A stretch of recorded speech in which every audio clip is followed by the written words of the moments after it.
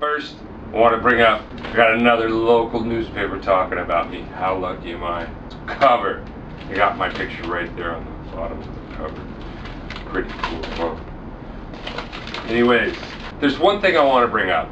I really want to talk about.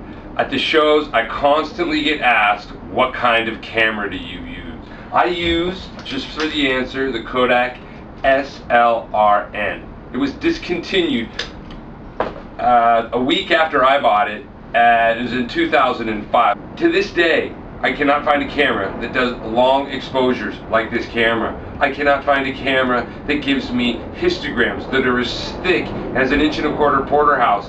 Compared to my Nikon D90, when I open it up, it looks like a flank steak or a fajita with way more clipping going on. Maybe this is my imagination. Maybe this is how I've been trained because I'm old and I'm familiar with film, VPS and Velvia and the films that taught me how to see color. You know, maybe that is the case with this, but I will tell you that there is no color like skin tone that can be rendered anywhere near as nicely as the Fuji and the Kodaks do.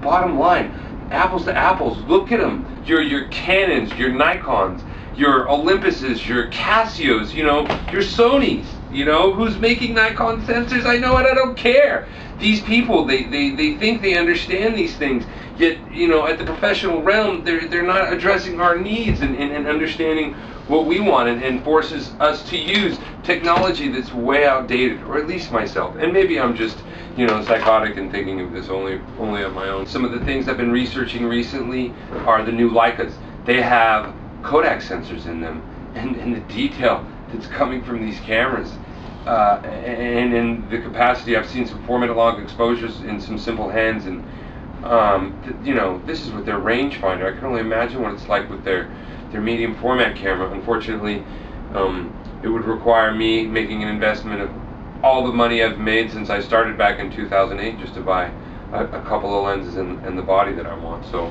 it'll probably be some time before I'm able to put that kind of technology into my work and bring it to, you know, a level that would just be unsurpassed. And again, you know, I'm stuck with Nikon, Canon, and these people who force feed their intellectual property down our throats without bringing us.